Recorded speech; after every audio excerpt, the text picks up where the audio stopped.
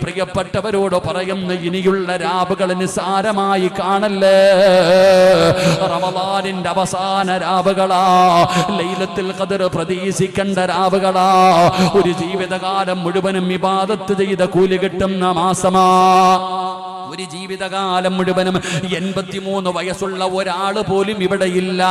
അങ്ങനെ 83 വയസ്സ് ജീവിക്കുമെന്ന് എനിക്കും നിങ്ങൾക്കും ഉറപ്പില്ല. ആ ലൈലത്തുൽ ഖദർ എന്ന് പറയുന്ന ഒറ്റ ഒരു രാത്രി ലഭിച്ച ഒരായുഷ്കാലം മുഴുവനും ഇബാദത്ത് ചെയ്ത കൂലി കിട്ടുമെങ്കിൽ സഹോദരാ, അത് നീ നേടിയെടുക്കണ്ട്, അതിനു വേണ്ടി പരിശ്രമിക്കണ്ട്. അതുകൊണ്ട് എന്റെ പ്രിയപ്പെട്ടവരോട് പറയുന്നു, അല്ലാഹു റഹ്മത്തിന് 240 മണിക്കൂർ അല്ലാഹു നൽകി, 240 മണിക്കൂർ മഗ്ഫിറത്തിന് നൽകി. രണ്ടും കിട്ടിയോ ഇല്ലയോ എന്നറിയില്ല. എന്നാൽ അടുത്ത 240 മണിക്കൂർ അല്ലാഹു തന്നിരിക്കുന്നത് എന്തിനെന്നറിയോ? നരകത്തിൽ നിന്ന് രക്ഷപ്പെടാനാ. നരകത്തിൽ നിന്ന് രക്ഷപ്പെടാൻ 240 മണിക്കൂർ അല്ലാഹു തന്നിരിക്കുകയാ.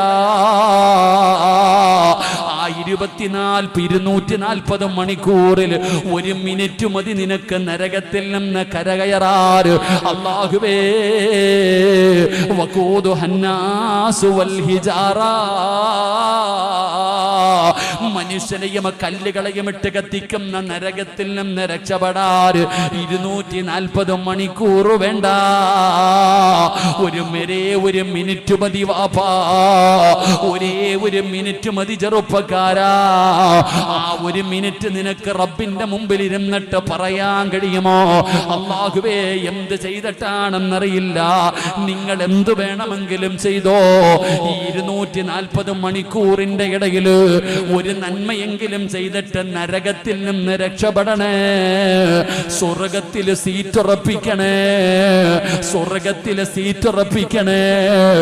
ഇല്ലെങ്കിൽ നീ നല്ലവനല്ല, ഇല്ലെങ്കിൽ നീ നഷ്ടവാളിയാണ്. അതുകൊണ്ട് എന്റെ പ്രിയപ്പെട്ടവരോട് പറയുകയാ, ജീവിതത്തിൽ വന്ന പാപങ്ങൾ മുഴുവനും പടച്ച റബ്ബിന്റെ മുമ്പിൽ ഏറ്റുപറഞ്ഞ തൗബ ചെയ്ത് നന്നായിക്കോ. പാപം ചെയ്യാത്ത ആരുമില്ലടോ, തെറ്റു ചെയ്യാത്ത ഒരാളുമില്ല. കുല്ലു ബനി ആദമ ഖത്താഉൻ വഖൈറുൽ ഖത്താഈന അത്തവാബു. നമ്മളാരും മലക്കുകളല്ല, നമ്മളാരും പ്രവാചകന്മാരല്ല, നമ്മൾ പാപം ചെയ്യുന്നവരാ. ഞാനും ചെയ്തവനാണ്, നിങ്ങളും ചെയ്തവരാണ്. അതുകൊണ്ട് പാപം ചുമക്കല്ലേ. ചെയ്തു പോയ പാപങ്ങളെ പടച്ച റബ്ബിന്റെ മുമ്പിൽ ഏറ്റുപറഞ്ഞ തൗബ ചെയ്ത് നന്നാകുന്നവനാണ് ഏറ്റവും നല്ലവനെന്ന് നബി തങ്ങൾ പറയുമ്പോ ഒരു പേടിയും വേണ്ടടോ. അല്ലാഹുവിന്റെ റസൂലിന്റെ മുമ്പിൽ ഒരു സ്വഹാബി വന്നിട്ട് ചോദിക്കുന്നു, നബിയേ, യാ റസൂലല്ലാഹ്, ഞാനൊരു തെറ്റ് ചെയ്തു നബിയേ, ഞാൻ അല്ലാഹുവിന്റെ മുമ്പിൽ പശ്ചാത്തപിച്ചു, പിന്നെയും ഞാൻ തെറ്റ് ചെയ്തു, എന്ത് ചെയ്യണം നബിയേ? നബി തങ്ങൾ പറഞ്ഞു, രണ്ടാമതും തൗബ ചെയ്യണം. എന്നിട്ടും ഞാൻ ചെയ്തു നബിയേ. പിന്നെ എന്ത് ചെയ്തു? നബി തങ്ങൾ പറഞ്ഞു, മൂന്നാമതും തൗബ ചെയ്യണം. പിന്നെയും ഞാൻ ചെയ്തു നബിയേ. ഇനി ഞാൻ എന്ത് ചെയ്യണം? നബി തങ്ങൾ പറഞ്ഞു, പിന്നെയും തൗബ ചെയ്യണം. അല്ലാഹുവിന്റെ റസൂൽ ഈ ചെറുപ്പക്കാരൻ ചോദിക്കുന്നതിനനുസരിച്ച് പിന്നെയും ചെയ്യണം, പിന്നെയും ചെയ്യണം, പിന്നെയും തൗബ ചെയ്യണം. നബി തങ്ങൾ ഇങ്ങനെ പറഞ്ഞുകൊണ്ടിരിക്കുമ്പോ ആ സ്വഹാബി ചോദിക്കുന്നു, യാ റസൂലല്ലാഹ്, ഏതുവരെ ഞാൻ തൗബ ചെയ്യണം നബിയേ? ഏതുവരെ ഞാൻ തൗബ ചെയ്യണം നബിയേ? ഇബ്ലീസ് പരാജയപ്പെടുന്നത് വരെ, ഇബ്ലീസ് തോറ്റുപോകുന്നത് വരെ നീ തൗബ ചെയ്യണം ചെറുപ്പക്കാരാ. അല്ലാഹുവേ, ഇബ്ലീസിന് മനസ്സിലാകണം, ഇബ്ലീസിന് മനസ്സിലാകണം, ഇവനെ കൊണ്ട് തെറ്റ് ചെയ്യിപ്പിച്ചിട്ട് കാര്യമില്ല, ഇവനെ കൊണ്ട് പാപം ചെയ്യിപ്പിച്ചിട്ട് കാര്യമില്ല. ഇവൻ പാപം ചെയ്താ തൗബ ചെയ്യും, അവസാനം ഇബ്ലീസ് തോറ്റുപോകണമടോ. അതുപോലെ തൗബ ചെയ്യണം സഹോദരാ. അതുകൊണ്ട് പടച്ചവനെ, അല്ലാഹുവിന്റെ മുമ്പിൽ പശ്ചാത്തപിക്കാൻ ഇതുപോലെ നല്ല ഒരു മജ്‌ലിസ് കിട്ടുമ്പോ അവിടെ ഇരുന്നു കൊണ്ട് പടച്ചവനോട് തൗബ ചെയ്തിട്ട് വേണം നമുക്ക് പിരിയാർ. അല്ലാഹുവേ, ഞങ്ങളുടെ തൗബയെ സ്വീകരിക്കണേ അല്ലാഹ്. തൗബ എന്ന് പറഞ്ഞാൽ എന്താണെന്ന് പോലും നമുക്കറിയില്ലടോ. 27-ാം രാവിന്റെ അന്ന് രാത്രിയിൽ കുളിച്ചൊരുങ്ങിയിട്ട് പോവുകയാണ്. എവിടെ പോവുകയാ? തൗബ ചെയ്യാൻ പോകുകയാ. സഹോദര, അതിനല്ല തൗബ എന്ന് പറയുന്നത്. തൗബ എന്ന് പറഞ്ഞാൽ എങ്ങനെയാണ് ചെയ്യേണ്ടതെന്നറിയോ? അതിനൊരു മണിക്കൂർ നീണ്ടു നിൽക്കുന്ന ദുആയൊന്നും വേണ്ട. പടച്ചവനെ പറയേണ്ടതുപോലെ ഒരു വാക്ക് പറഞ്ഞാ മതി. അസ്തഗ്ഫിറുല്ലാഹല്ലദീ, ഒരസ്തഗ്ഫിറുല്ലാഹ് പറഞ്ഞാ മതി, ഒരസ്തഗ്ഫിറുല്ലാഹ് പറഞ്ഞാ മതി.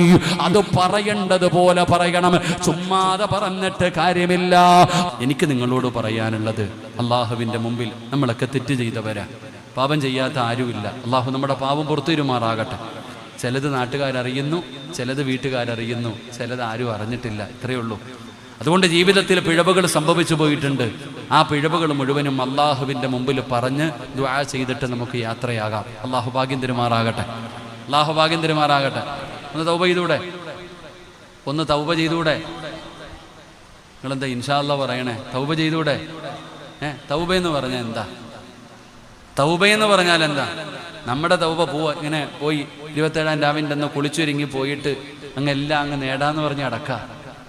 27-ാം രാവിൻ്റെ അന്ന് ആ 80 വർഷം അല്ലെങ്കിൽ 83 വർഷക്കാല ഇബാദത്ത് ചെയ്ത കൂലി വാങ്ങാൻ വേണ്ടി ഇങ്ങനെ കവറിങ് ചാക്കുമായിട്ട് നടക്കാം നമ്മൾ, അല്ലേ? ഇവിടെ തൗബ എന്ന് പറഞ്ഞാൽ എന്താന്ന് പോലും എനിക്കും അറിയത്തില്ല, നിങ്ങൾക്കും അറിയത്തില്ല. സത്യം പറഞ്ഞാൽ നമ്മൾ ഓരോരുത്തർ ചെയ്ത തൗബകളുടെ ചരിത്രങ്ങൾ പഠിക്കുമ്പോൾ നമ്മളൊക്കെ എന്താ കാണിക്കണേന്ന്. നമ്മൾ തൗബ ചെയ്യുന്ന കാണുമ്പോൾ ശൈത്താൻ ഇങ്ങനെ ചിരിക്കുക. സാധാരണ ഒരാൾ തൗബ ചെയ്യുമ്പോൾ ശൈത്താൻ കരയൂന്ന, പക്ഷെ നമ്മുടെ തൗബ കേൾക്കുമ്പോൾ ഇവൻ കാണിക്കണ കോമഡി കണ്ടിട്ട് ഇങ്ങനെ ചിരിക്കണ പോലെ ഇബ്ലീസിന് പോലും ചിരി വരികയാണ്. തൗബ എന്ന് പറഞ്ഞാൽ എന്തെന്നറിയോ? ഞാനൊരു ചെറുപ്പക്കാരൻ്റെ തൗബ പറഞ്ഞുതരാം.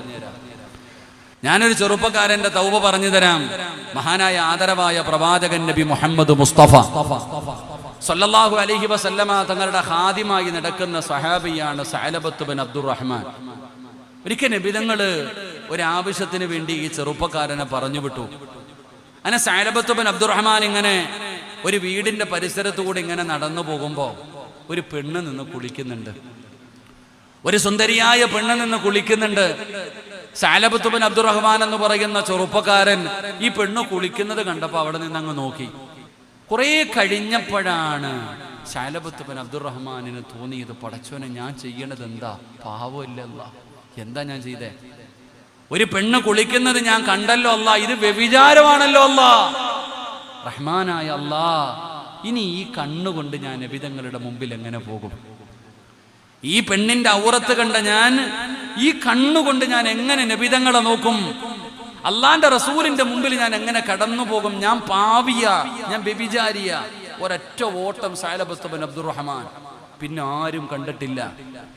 സഅലബത്ത് ബിൻ അബ്ദുറഹ്മാൻ എന്ന് പറയുന്ന ചെറുപ്പക്കാരൻ ഓടുകയാ.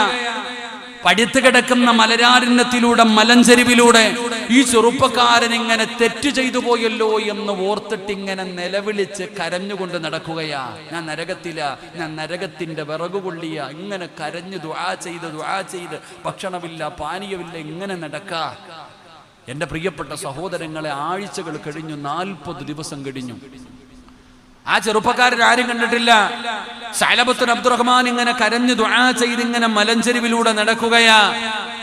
40 ദിവസം കഴിഞ്ഞപ്പോ മഹാനായ ആദരവായ പ്രവാചകൻ നബി മുഹമ്മദ് മുസ്തഫ സല്ലല്ലാഹു അലൈഹി വസല്ലമ തങ്ങളുടെ മുമ്പിൽ ദാ വരുന്നു മുഖറബുൽ അംലാഖു മലക്കു ജിബ്രീൽ. ജിബ്രീൽ അലൈഹിസ്സലാം അല്ലാഹുവിന്റെ പ്രവാചകന്റെ മുമ്പിലേക്ക് കടന്നു വരികയാണ്.